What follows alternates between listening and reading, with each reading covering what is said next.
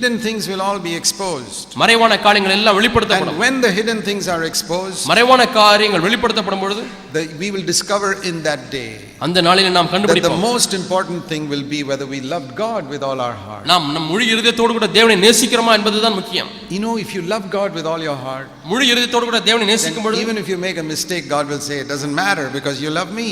நீ தவறு செய்தாலும் பரவாயில்லை, நீ என்னை நேசிக்கிறாய் என்று ஆண்டவர் சொல்வார். Supposing I am carrying a whole lot of books from one room to another, ஒரு அறையிலிருந்து இன்னொரு அறைக்கு நிறைய புத்தகங்களை தூக்கி கொண்டு போகிறேன். And my little 3-year-old son comes and helps me to carry those books. என் 3 வயசு பையன் அவனும் வந்து எனக்கு உதவி செய்றான், புத்தகத்தை தூக்கிட்டு போறான். And he drops some of those books and tears some of them. அப்படி கொண்டு போகும்போது சில புத்தகம் கீழே விழுந்துருது, சில book கிழிக்கப்படுகிறது. I won't get upset with him.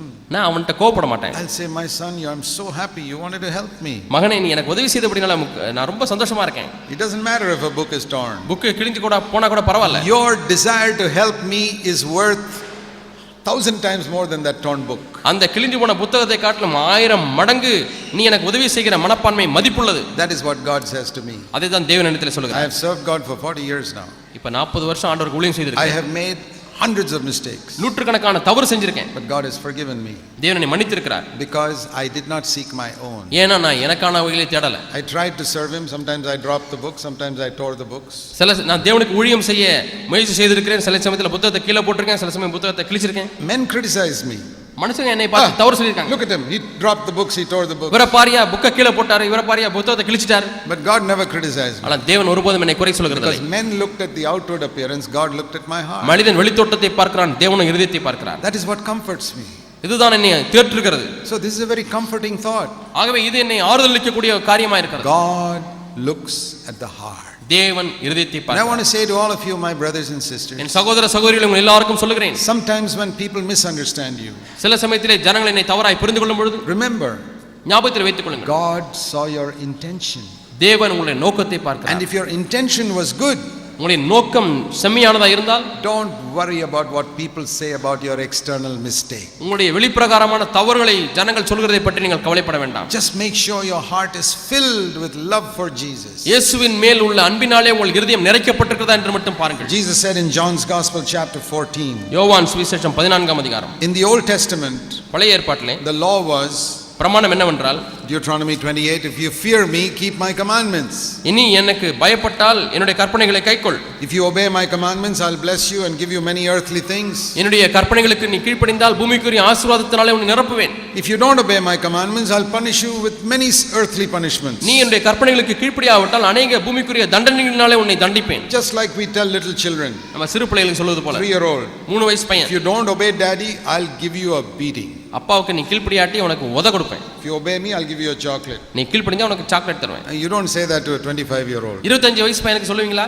You can't say, if you don't obey daddy, I'll give you a beating. நீ கீழ்ப்படியாட்டி உன்னை அடிப்பேன் நம்ம 25 வயசு பையனுக்கு சொல்ல முடியாது. No, he can give daddy a beating. He is so strong. அவன் வலிமுறைவனா இருக்கான், அப்பாவுக்கே ஒரு உத கொடுத்துருவான். So we don't say that to 25-year-olds. அவன் 25 வயசு பையனுக்கு அதை சொல்றது கிடையாது. Neither can you tell a 25-year-old, if you obey me, I'll give you a chocolate. அதே போல நீ எனக்கு கீழ்ப்படிஞ்சா உனக்கு சாக்லேட் வாங்கி தருவேன்னு சொல்லி 25 வயசு பையனுக்கு சொல்ல முடியாது. 25-year-old and all doesn't want chocolate. அவனுக்கு சாக்லேட் எல்லாம் தேவையில்லை. But small child, you can say that. ஆனா சின்ன பிள்ளைகளுக்கு நீங்க சொல்லலாம், If you don't obey me, I'll beat you. எனக்கு கீழ்ப்படியாட்டி உதப்பேன். If you obey me, I'll give you a chocolate. நீ கீழ்ப்படிஞ்சா நான் உனக்கு சாக்லேட் தருவேன். 3-year-old obeys like that. 3 வயசு பையன் அப்படிதான் கீழ்ப்படிறான். Under the law, it was like that. பிரமாணத்தின் கீழாக அப்படித்தான் இருந்தது. Obey God. தேவனுக்கு கீழ்ப்படி, Fear him. அவருக்கு பயப்படு. But in the New Testament, புது உடன்படிக்கையிலே it's not like that. அது அப்படி அல்ல. No chocolate, no beating. சாக்லேட்டும் கிடையாது, அடியும் கிடையாது. Verse 15. 15ஆம் வசனம், If you love me, keep my commandments. நீ என்னில் அன்பு கூர்ந்தால் என் கற்பனைகளை கைக்கொள்ளுவாய். Not if you're afraid of me. நீ எனக்கு பயந்தால் என்று அல்ல. Not if you're afraid of me, keep my commandments. என் கற்பனைகளை கைக்கொள்வதற்கு பயம் அல்ல. You love me. நீ என்னை நேசித்தால். You don't love me? என்னிடத்தில் அன்பா இல்லாவிட்டால், go and do what you like. உனக்கு என்ன விருப்பமோ அதை போய் செய். I'm not here to tell you anything. நான் ஒண்ணுமே நான் சொல்ல மாட்டேன். Is there somebody here who doesn't love Jesus with all your heart? இங்க யாராச்சும் முழு இதயத்தோட இயேசுவை நேசிக்கலன்னு சொல்றவங்க யாரா இருக்கீங்களா? I'll tell you. நான் உங்களுக்கு சொல்கிறேன், go and do what you like. உங்களுக்கு என்ன விருப்பமோ அதை போய் செய்யுங்க. You can go and commit any sin you like in the world. இந்த உலகத்துல போய் என்ன பாவம் உங்களுக்கு விருப்பமோ அந்த பாவத்தை நீங்க செய்யுங்க. God's not interested. அதுல தேவனுக்கு விருப்பம் இல்லை. He is not interested in you. அவருக்கு உங்களிலே விருப்பம் இல்லை. He is interested in those who love him with all their heart. அவரை முழு இதயத்தோடு நேசிக்கிறவர்களிடத்திலே அவர் விருப்பமாய் இருக்கிறார். That is the first commandment. இதான் முதல் பிரமாணம். And the Holy Spirit has come to fill our hearts with love. இந்த அன்பினாலே நம்மை நிறைக்கும்படியாய் பரிசுத்த ஆவியானவர் வந்திருக்கிறார். Fill our hearts with love for Jesus. இயேசுவுக்கென்று இருக்கக்கூடிய அன்பினாலே நம்மை நிரப்பும்படியாக. So much love that we say, Lord, I want to obey all your commandments. ஆண்டவரே உம்முடைய எல்லா கற்பனைகளுக்கும் நான் கீழ்ப்படிய போகிறேன் என்று சொல்லும் அளவுக்கு அவர் நம்மை நிரப்ப விரும்புகிறார். That is God's will. இதுதான் தேவனுடைய சித்தம். And when we love God with all of our heart, நம்முடைய முழு இதயத்தோடு கூட நாம் தேவனை நேசிப்போமானால், Jesus said in that verse, இயேசு அந்த வசனத்திலே சொல்லி the இருக்கிறார், second commandment is like that. இரண்டாவது கற்பனையும் அப்படித்தான் இருக்கிறது. Like I said yesterday, நேற்றைய தினத்திலே சொன்னது போல, or the first day, அல்லது முதல் நாளிலே சொன்னது போல, when the tank fills up, it will overflow. தண்ணீர் தொட்டி நிரம்பும் பொழுது நிரம்பி வழிகிறது. How can you know the tank is full? தொட்டி நிரம்பி விட்டது என்று எப்படி தெரியும்? Everywhere in the world we know the tank is full when it overflows. உலகத்தில் எங்கு பார்த்தாலும் தண்ணீர் தொட்டி நிரம்பி விட்டது என்று எப்படி தெரியும் என்றால் அது நிரம்பி வழியும் பொழுது. Even these electric sensors and all, they stop before it gets full. Electric sensor உணர்கிற கருவிகளை பொருத்தி இருப்பார்கள், அது நிரம்பி வழியும் பொழுது அது உணர்ந்து விடுகிறது. Only one way to find if it is full. அது நிறைந்து விட்டதா என்று கண்டுபிடிப்பதற்கு ஒரே ஒரு வழிதான், it overflows. அது நிரம்பி வழிகிறது. How do I know whether your heart is filled with the love of God? உங்களுடைய இருதயம் தேவ அன்பினாலே நிரம்பி இருக்கிறது என்று எப்படி அறிந்து கொள்ளலாம்? One test. ஒரே ஒரு சோதனை. It will overflow. அது நிரம்பி வழியும். It will overflow in love for other people. மற்றவர்களிடத்திலே காண்பிக்கிற அன்பின் நிமித்தமாய் நிரம்பி வழியும். That's what John says. இதைத்தான் யோவான் சொல்கிறார். 1 John chapter 4. 1 யோவான் 4ஆம் அதிகாரம். If a man says, ஒருவன் பாவம் செய்வானேயானால், if a man says I love God, verse 20, and he doesn't love his brother, he's a liar. ஒருவன் நான் தேவனை நேசிக்கிறேன் என்று சொல்லி தன்னுடைய 1 John சகோதரனை 4:20. 1 யோவான் 4ஆம் அதிகாரம் 20ஆம் வசனம். But when someone says he loves God and he hates his brother, he's a liar. ஒருவன் தேவனிடத்தில் அன்பு கூறுகிறேன் என்று சொல்லியும் தன் சகோதரனை பகைத்தால் அவன் பொய்யன். If a man says the tank is full but is not overflowing, he's telling a lie. தண்ணீர் தொட்டி நிரம்பி விட்டது என்று சொல்லி ஆனாலும் அது நிரம்பி வழியாவிட்டால் அவன் பொய் சொல்கிறான். If it is full, it will overflow. அது நிரம்பி விட்டால் நிரம்பி வழியும். If the motor is still running, it will overflow. Motor ஓடிக்கொண்டு இருக்குமானால் நிரம்பி வழியும். You show me a single tank in the world where the motor is running and it does not overflow. உலகத்துல ஒரு டேங்க் எனக்கு காமிங்க, மோட்டார் ஓடிக்கிட்டே இருக்கு ஆனா நிரம்பி வழியாம That இருக்கு. is the way to find out the tank is full. தண்ணீர் தொட்டி நிரம்பி விட்டதா என்று கண்டுபிடிப்பதற்கு இதுதான் வழி. That is what John is saying. இதைத்தான் யோவான் சொல்கிறார். How can you say you love God with all your heart if it doesn't overflow to other people? தேவனை முழு இதயத்தோடு நேசிக்கிறேன் என்று எப்படி நீ சொல்ல முடியும்? அது மற்றவர்களுக்கு நிரம்பி வழியும் போது தான். There is only one way to find out whether I love God. நான் தேவனை நேசிக்கிறேனா என்பதை கண்டுபிடிப்பதற்கு ஒரே ஒரு வழிதான் உண்டு. Do I love that person? நான் அவரை நேசிக்கிறேனா? Now I'll tell you something. ஒன்றை சொல்லுகிறேன். It's very easy to love your children. உங்க பிள்ளைகளை நேசிக்கிறது ரொம்ப எளிது. Even the atheists love their children. நாஸ்திகர்கள் கூட தங்க பிள்ளைகளை நேசிக்கிறாங்க. The Bible says love covers a multitude of sins. அன்பு திரளான பாவங்களை மூடும் என்று வேதம் சொல்கிறது. If your daughter goes and does something stupid, உங்களுடைய மகள் போய் ஒரு புத்தியமான ஒரு காரியத்தை செய்து விட்டால், falls into adultery with somebody, யாரோ ஒரு இடத்துல விபச்சாரத்திலே உங்கள் மகள் விழுந்து விட்டால், what will you do? என்ன செய்வீங்க? Will you tell the whole world? முழு உலகத்துக்கும் சொல்லுவீங்களா? Will you announce in the church next day? அடுத்த நாள் சபையில போய் அறிவிப்பு செய்வீங்களா? Yesterday my daughter fell into adultery with somebody. நேற்றைய தினத்தில் என்னுடைய மகள் யாரோ ஒரு இடத்துல விபச்சாரம் செய்து விட்டாள். Or my daughter is fooling around with this man.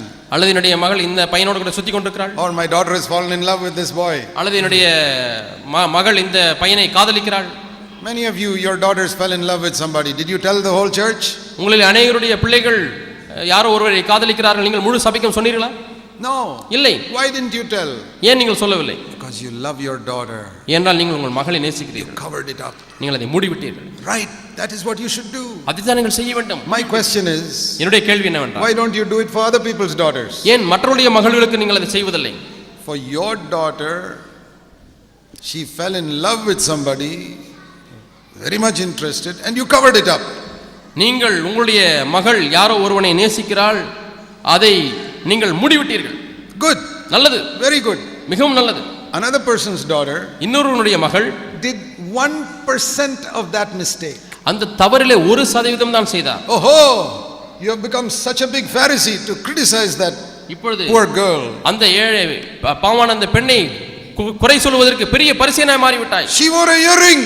அவள் ஒரு கம்மல் போட்டிருக்கிறாள். Your daughter fell in love with somebody. உங்களுடைய மகள் யாரோ ஒருவன் மீது காதலிக்கிறாள். First class Pharisee and hypocrite you are. நீ எவ்வளவு முதல் தரமான மாய்மாலமான பரிசேயன். No wonder there is no anointing on your message. உன்னுடைய செய்தியிலே அபிஷேகம் இல்லை, அதிலே No ஆச்சரியம் ஒன்றுமில்லை. wonder there is no anointing on your life. உன்னுடைய வாழ்க்கையில் அபிஷேகம் இல்லாததற்கு ஆச்சரியம் ஒன்றுமில்லை. God does not anoint Pharisees. ஏனென்றால் தேவன் பரிசேயர்களை ஒரு காலம் அபிஷேகிக்கிறதில்லை. Number one mark of Pharisees is they love their own children but they don't love other people's children. பரிசேயருடைய முதல் அடையாளம் தங்கள் சொந்த பிள்ளைகளை நேசிப்பார்கள், மற்றவருடைய பிள்ளைகளை நேசிக்க மாட்டார்கள். Even atheists love their own children. நாஸ்திகர்கள் கூட தங்களுடைய பிள்ளைகளை நேசிக்கிறார்கள். The mark of love is you cover a multitude of sins. அன்பின் அடையாளம் திரளான பாவங்களை மூடுவது.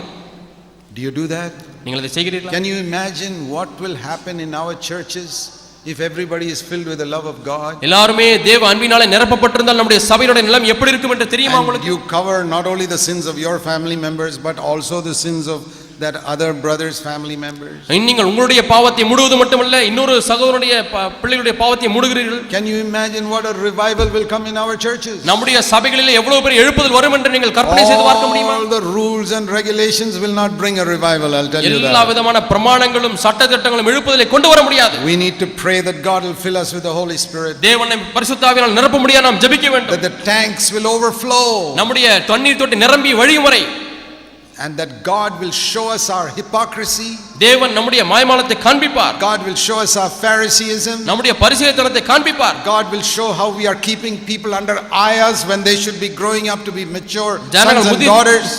ஜனங்கள் நம்முடைய பிள்ளைகளும் மகன்களும் முதிர்ச்சி அடைந்து வளர வேண்டியவர்கள் ஆயாவின் கீழாகவே இருந்து கொண்டிருக்கிறார்கள். God will make us weep in secret because our churches are not coming to maturity. நம்முடைய சபைகள் வளராது இருக்கிறபடினாலே அந்தரங்கத்தில் நாம் அழுகும்படியாய் தேவன் செய்வார். I don't believe many elders are weeping in secret for the failure of their church. தங்களுடைய சபையின் வீழ்ச்சிக்கு अनेक மூப்பர்கள் அந்தரங்கத்திலே அழுவதில்லை என்று தான் நான் எண்ணுகிறேன். Like Adam blamed his wife, we blame other people. What to do, brother? All carnal people in our church. ஆதாம் தன்னுடைய மனைவியை குற்றம் சொன்னது போல என்ன செய்யறது பிரதர், எங்கள் சபையில் எல்லாரும் மாம்சீகமானவர்களா இருக்காங்க என்று சொல்லி குறை கூறுவீர்கள். The problem is not with them. The problem is not with them. பிரச்சனை அவர்களிடத்திலே இல்லை. They are following you. அவர் உங்களை தான் பின்பற்றுகிறார்கள். You are a Pharisee and they are Pharisees. நீங்க ஒரு பரிசேயனா இருக்கீங்க, அவங்களும் பரிசேயனா இருக்காங்க. Come under grace. எப்பொழுது நீங்கள் கிருபைக்குள்ளாக வருவீர்கள், come under the true grace of God. தேவனுடைய மெய்யான கிருபைக்கு கீழாக வாருங்கள். Filled with the Holy Spirit. பரிசுத்த ஆவியினால் நிரப்பப்பட்டு. Seek that, my brother, sister.